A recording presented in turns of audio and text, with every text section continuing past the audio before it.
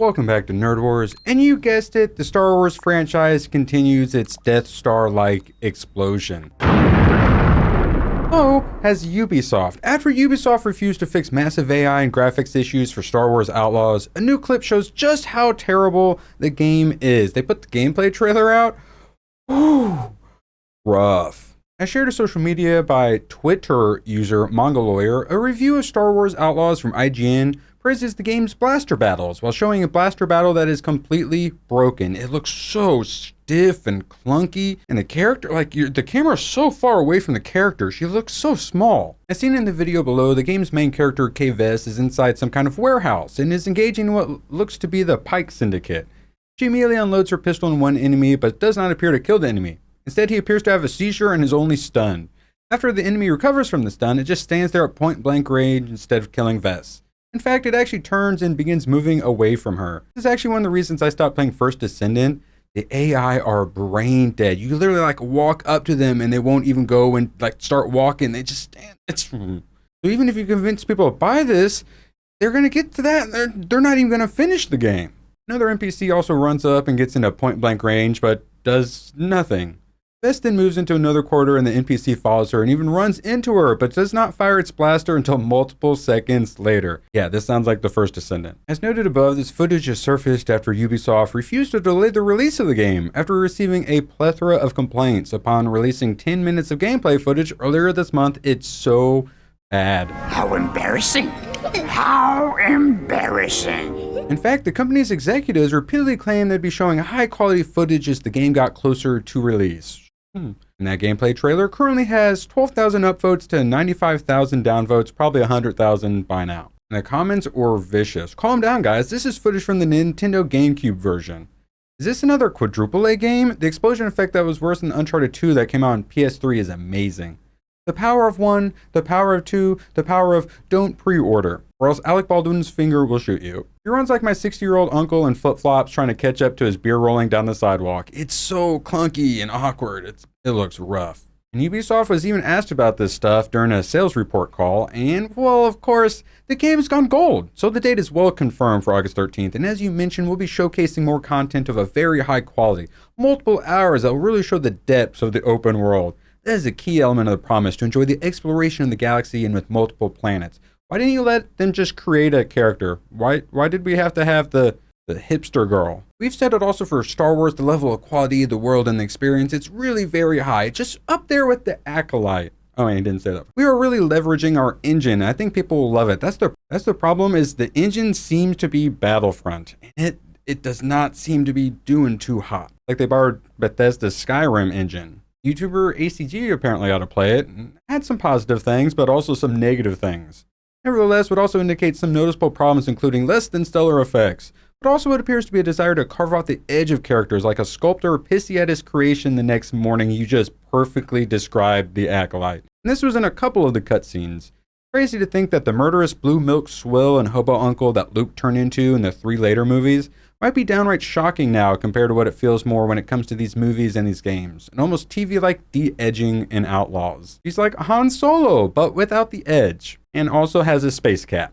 Philip says, I do think this is mechanically very simple, and at times a little too simple. A little too narrow in terms of the agency it affords you. It can feel very on rails in a way that is frustrating. The stealth model, why would anyone use stealth? The stealth model is pretty played out, agreed, and the combat is little to write home about. The outer space ship combat stuff is not good. I think it feels more like a minigame than an actual core component of the experience. Whoops. Whoopsie daisies. He did enjoy the world though, but it's not going to be the same for everyone, and I do predict a mixed reception to this. So if you're a Disney Star Wars fan, this is for you, but if you're looking for something deeply playable, I suspect this will not be it. And these are reviewers who kind of have to be a bit nice so they can get review copies in the future. So that news is from today. Let's see what's been going on with this game. Is there a reason people might not be looking forward to it? Star Wars Outlaws creative director name drops Ghost of Tsushima as his biggest reference. Why? Stop doing this. Stop doing this. Making crap and then saying, oh, this was inspired by this thing everyone loves. No, stop it. Leslie Helen, if you say the Acolyte's like Cowboy Bebop one more time, I swear to God. Oh, and it reminds him of Red Dead Redemption too. It's super interesting because my biggest reference was Ghost of Tsushima.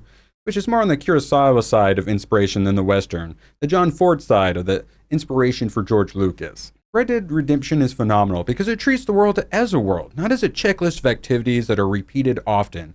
You like fetch quest? I assume you're going to get some fetch quest. But I think that Ghost of Tsushima, what I loved about it was this purity of having a player fantasy and really leaning into it.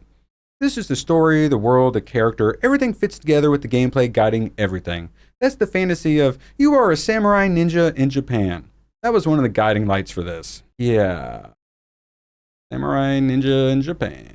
Let us create a character. No one wants this character. How dare you complain about her? I think she's a much more modern protagonist than we usually see in games. We've been seeing them a lot recently. They're not doing so well. Go ask Flintlock. She's somebody who's very much a street thief who gets thrown into things that are beyond her control, and that she kind of has to think her way out of. And that makes it a little bit more relatable than somebody who has all the confidence and sarcasm and just comes off as somebody who is not believable. So instead of giving us Han Solo, you gave us hipster Solo. Why?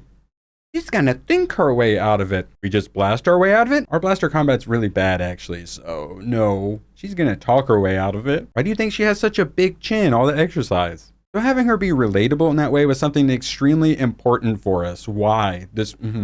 Why? Let them create a character. And one of the options could be a childless cat lady, space cat lady. They made her more of a rookie, a petty thief who ends up in a situation that's much bigger than they ever expected, and then she's gonna girl boss her way right through it. Game director says, I think it's very relatable as a human being on planet Earth that this character doesn't have any magical powers. It's a movie about space wizards. And you're saying it's a good thing that you don't have any space wizard powers in your game? When I played Knights of the Old Republic, if you weren't a Jedi, you weren't allowed in my party. Genius. Instead, she just has her daring, her skills, her tools, and her space cat nicks. So basically, all she has is her girl boss powers instead. The personality type is also perfectly suited for going on a swashbuckling adventure. I think that's something I really resonated with thinking about this character in terms of building a game and gameplay around it. You made the character and then built the gameplay around it. This is the start, this right here. Did you start with the character herself or did you start with her chin? Similar to Aemon in House of the Dragon. But what do we know? Everyone on Twitter seems to love this report. Bot account promoting Star Wars Outlaws suspended by Elon Musk's ex. Whoopsie daisies. And yes, of course, you guessed it. It was Master of the TDS's work. He'd been reporting on a bunch of this stuff, and then several of them got suspended. And here's his original picture of all the bots he was finding. Weird, Disney using bots? No way, they would never. Oh wait, Master of the TDS keeps exposing them for using bots. How strange. Oh, it couldn't get too much worse, right? Star Wars Outlaws community manager, there's always a community manager. What did she/them do? Shauna Jones appears to have animus against white men in numerous social media posts. Why wouldn't she /them? Let me know down in the comments how excited you are to not buy Star Wars Outlaws. And feel free to give me a like and a subscribe. My channel is under attack. Please, God, send help. Thanks for watching, and please follow the algorithm on your way out and support the channel by becoming a YouTube member.